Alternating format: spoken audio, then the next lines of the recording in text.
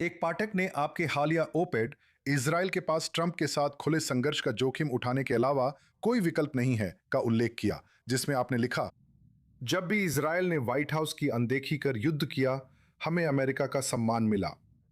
दबाव में संयम दिखाने पर हमें अवमानना मिली।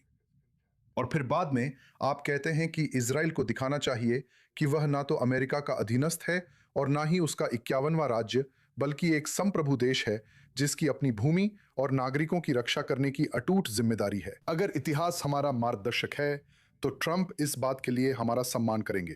तो व्हाइट हाउस की अवहेलना करने का, अमेरिकी मंजूरी, हरी झंडी या समन्वय के बिना ईरान पर हमला करने का क्या मतलब है? जब आप कहते हैं कि ट्रंप का विरोध करना या उनके साथ खुले टकराव का जोखिम लेना, तो इसका क्या मतलब है? खैर, मुझे नहीं पता कि हम पूरी इतिहास में जाएंगे या नहीं, लेकिन जो मैंने वहां लिखा है वो तथ्यात्मक रूप से सही है। हम 1948, 1956, 1967 में युद्ध में गए थे। संयुक्त राज्य अमेरिका की इच्छाओं के खिलाफ 1991 में पहली खाड़ी युद्ध के समय हमने अमेरिकी दबाव में आकर युद्ध नहीं किया।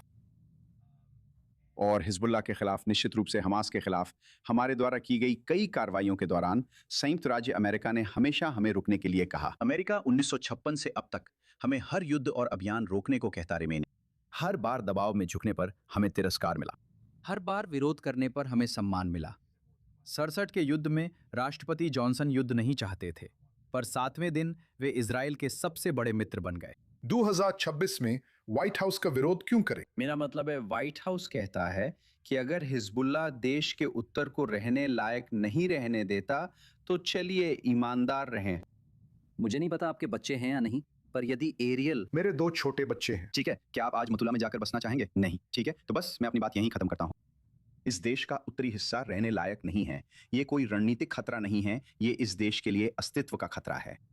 अगर हम उत्तर खो देते हैं तो हमारा अंत हो जाएगा और हिजबुल्लाह को यह पता चल जाएगा, क्योंकि हिजबुल्लाह के रॉकेट उत्तरी गलील से कहीं आगे तक पहुंच सकते हैं। वे अशदोद, अश्कलोन तक पहुंच सकते हैं और वे इसे समझ लेंगे, इसलिए यह अस्तित्व का खतरा है। हमारे पास कोई विकल्प नहीं है। उत्तर की रक्षा ही एकमात्र रास्ता है।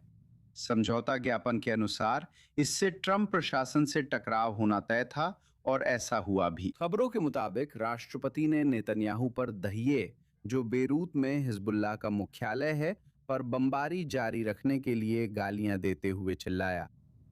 आपके पास कोई विकल्प नहीं है। ये नेतन्याहू के लिए सिर्फ राजनीतिक अस्तित्व का सवाल नहीं है। ऐसा न करने पर वे चुनाव हारेंगे। ये देश के अस्तित्व की बात है। तो हाँ, हमें खड़े होना होगा और मुझे लगता है कि आखिरकार अगर हम अपने लिए खड़े होते हैं और इस तरह के दबाव के आगे नहीं झुकते तो हमें इसके लिए ज्यादा सम्मान मिलेगा। क्या इसका मतलब है कि इजराइल जब चाहे वॉशिंगटन की परवाह किए बिना ईरान पर बमबारी कर सकता है? मुझे लगता है, माफ कीजिए, आप थोड़े जवान हैं। शायद आपको 1970 के दशक की क्लिंट ईस्टवुड की डर्टी हैरी फिल्में याद ना हो। मुझे उनके बारे में पता है। उनकी मशहूर लाइन थी, वो विलन से कहते, आगे बढ़ो, ट्रिगर दबाओ, मेरा काम आसान कर दो। मेरा दिन बना दो। यही मैं ईरानियों से भी कहता हूं। ठीक है, अगर हिजबुल्लाह रॉकेट और ड्रोन भेजना जारी रखता है, ऑप्टिक केबल ड्रोन गलील के ऊपर भेजता है, सिर्फ हमारे सैनिकों पर नहीं बल्कि गलील पर, तो हमारे पास कोई विकल्प नहीं है। हमें मजबूती से जवाब देना ही होगा।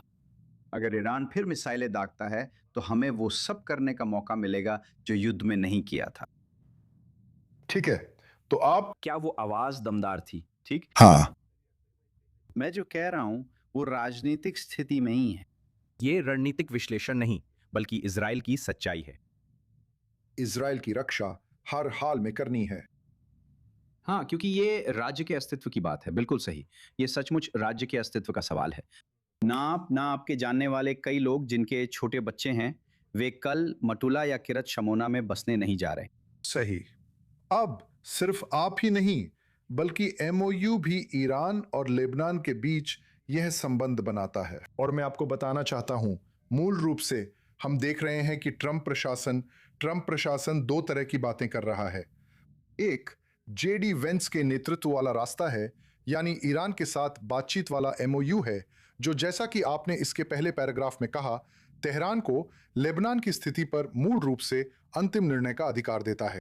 और फिर एक वैकल्पिक समानांतर रास्ता है जिसे अमेरिकी विदेश मंत्री मार्को रूबियो ने आगे बढ़ाया है, जिसमें पहले इजराइल और लेबनान के बीच प्रत्यक्ष बातचीत को बढ़ावा देना है ताकि हिजबुल्लाह को निरस्त किया जा सके और फिर आगे चलकर शायद शांति के लिए भी बातचीत हो सके।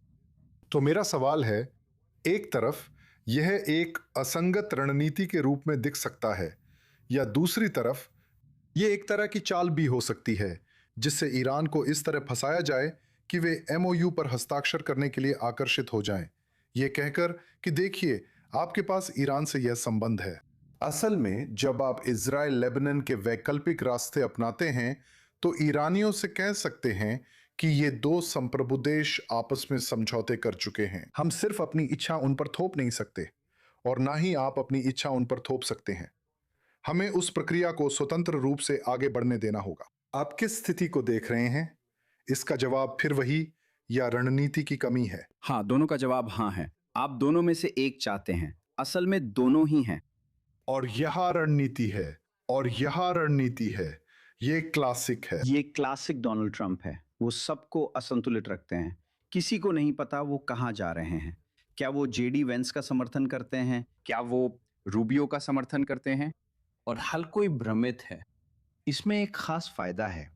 कई सालों तक मैंने इजराइल की रक्षा नीतियों की आलोचना की कि हम बहुत अनुमानित हो गए थे और डोनाल्ड ट्रंप आमतौर पर अप्रत्याशित हैं। ठीक है। इजराइल में हर स्थिति के लिए हमें तैयार रहना है। यही हमारी संप्रभु जिम्मेदारी है। संभावना कम है कि अमेरिका और ईरान एमओयू पर समझौते तक पहुंचेंगे, लेकिन हमें उस स्थिति के लिए भी तैयार रहना चाहिए जिसमें ईरान को अरबों डॉलर मिल सकते हैं और आप जानते हैं कि वो पैसा कहां जाएगा।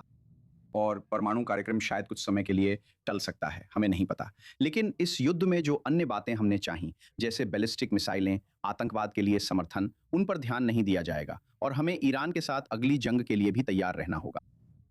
ठीक है, एक तरीका ये है। दूसरा तरीका ये है कि प्रशासन इसे नवंबर में होने वाले मिड टर्म चुनावों के बाद तक खींचने की कोशिश कर रहा है। इसके बाद राष्ट्रपति को फैसले लेने की आज़ादी मिलेगी। मुझे नहीं लगता ईरानी इतने बेवकूफ़ हैं कि वे इसका इंतज़ार करेंगे। वे उससे पहले डोनाल्ड ट्रंप के साथ झगड़ा शुरू कर देंगे ताकि अमेरिका में गैस की कीमतें फिर से बढ़ जाएं और डेमोक्रेट्स को उन मिड टर्म चुनावों में जीतने का बड़ा या बेहतर मौका मिल सके। हमें नहीं पता। ये वो है जो हम जानते हैं। ठीक है, जो हम जानते हैं वो ये है कि लेबनान के साथ ये समझौता देश के दक्षिणी हिस्से में आईडीएफ की मौजूदगी को मान्यता देता है, वापसी की कोई मान नहीं करता और हमारी जरूरत को स्वीकार करता है। पॉल तो इसमें है ही नहीं। हाँ, ये शानदार उपलब्धि है जो हमें हिजबुल्लाह से बचाव का अधिकार और कर्तव्य देती है और उम्मीद है कि वो हिजबुल्लाह को निरस्त करने की मांग करेगा। अब ये सब अच्छा है, लेकिन आखिरकार बेरूत का रास्ता तेहरान, इस्लामाबाद और दोहा से होकर ही जाता है।